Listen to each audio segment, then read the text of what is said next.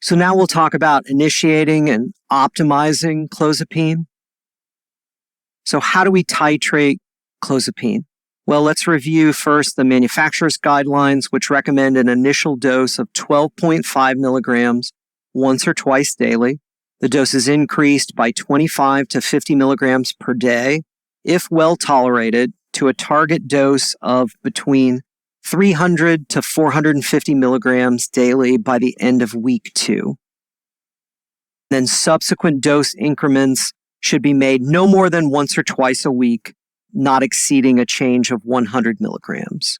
The guidelines recommend cautious titration and potentially divided dosing to minimize risks of adverse effects, including orthostatic hypotension, seizures, and sedation. The maximum daily dose of clozapine is 900 milligrams per day.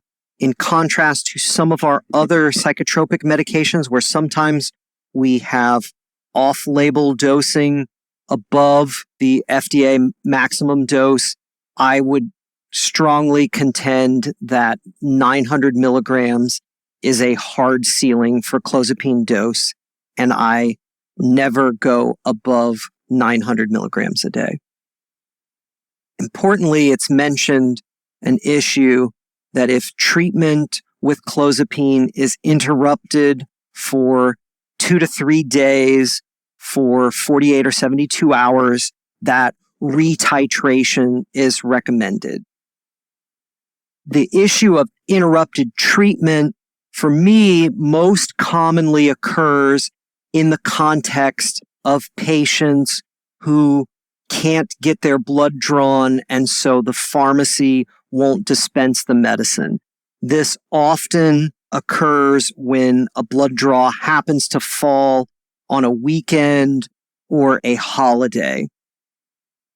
And there are several workarounds for that.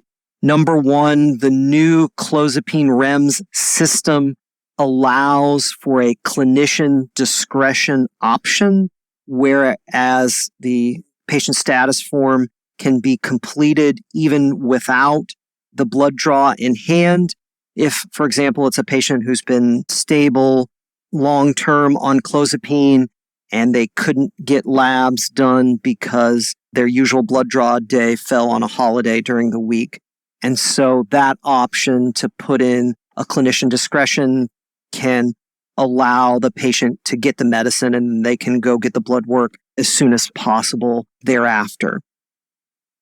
The other option, if we run into an issue with getting the blood drawn, is I have advised patients that on weekends or holidays, it is possible to present to a local emergency department for a blood draw only visit so that they don't have to wait in triage for hours. At least our emergency department is set up that if patients need a therapeutic monitoring blood draw on a weekend or holiday, those patients could, in a pinch, present just for the blood draw.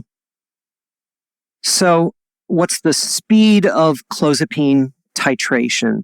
I'll share with you kind of the typical titration strategies that I use. I have different strategies, whether the patient is inpatient versus outpatient. Because of the extensive monitoring on inpatient units, we tend to go much faster. So for inpatients, I will start 25 milligrams of clozapine on day 1 and increase that by 25 milligrams per day up to day 4, so that by day 4, the patient's on 100 milligrams. Once we get to 100 milligrams a day, we increase the clozapine dose by 50 milligrams per day thereafter. We can hold at a given dose for an extra day or even 2 days based on tolerability issues. We typically divide the doses initially, but it's important to note that if the patient has significant sedation, we may opt to consolidate the medicine at bedtime, even in the first couple of days. And our endpoint for the clozapine titration is based on either symptomatic response or tolerability issues such as dose limiting, sedation, orthostasis, or tachycardia. But otherwise, we would continue to titrate clozapine based on symptomatic response until we see either near or hopefully full remission, particularly of positive symptoms. By contrast, on an outpatient basis, rather than increasing initially by 25 milligrams a day, there are some cases where on an outpatient basis you could titrate more rapidly, but on average, I find it's easier for patients and families to increase the prescription just on a weekly basis. So I do 25 on week 1, 50 total on week 2, 75 week 3, and 100 week 4. Same as inpatient. In outpatients, after we get to a dose of 100, we increase by 50 milligrams a day thereafter. So a couple of psychopharmacology pearls for you regarding clozapine. So clozapine gets metabolized to its active metabolite norclozapine, primarily by cytochrome P450 CYP1A2, but also 3A4.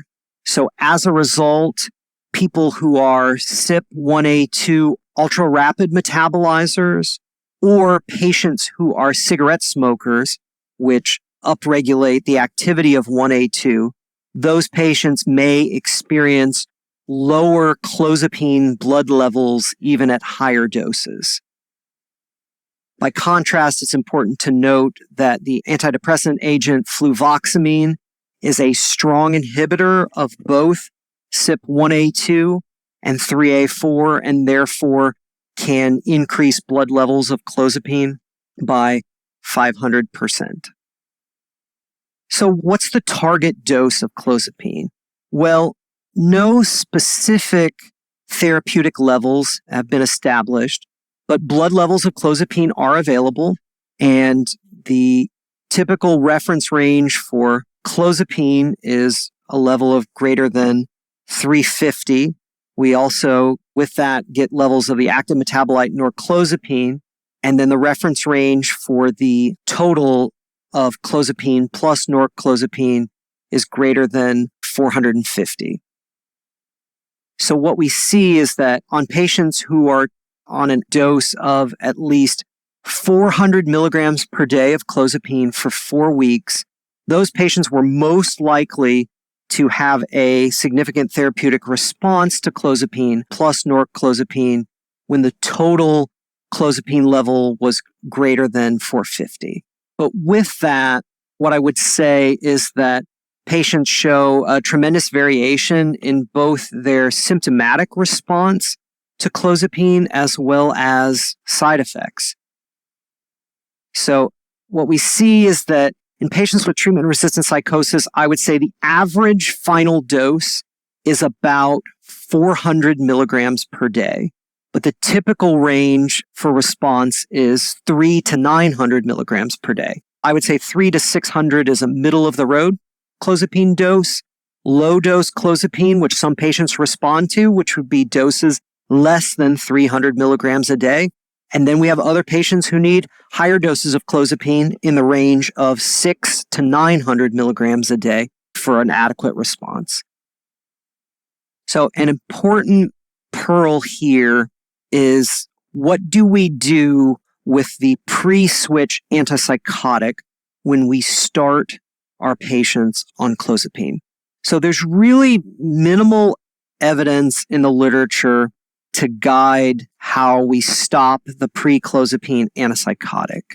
I would contend that unless there's some urgent need due to a serious adverse effect, that it's common to start tapering off the pre-switch antipsychotic when we get to a clozapine dose between 100 to 200 milligrams per day. And that's the strategy I use in my clinical practice. And so, that said, the dose of the pre-switch antipsychotic can be reduced based on clinical response to clozapine. And so, if the patient's getting rapidly, significantly better, we could potentially reduce the pre-switch antipsychotic earlier or more quickly. I would say one approach is to reduce the dose of the pre-Clozapine antipsychotic by about 1/4 once or twice weekly, typically once a week in the outpatient setting, or could be done twice weekly as an inpatient. So again, the speed of tapering may be influenced by clinical setting.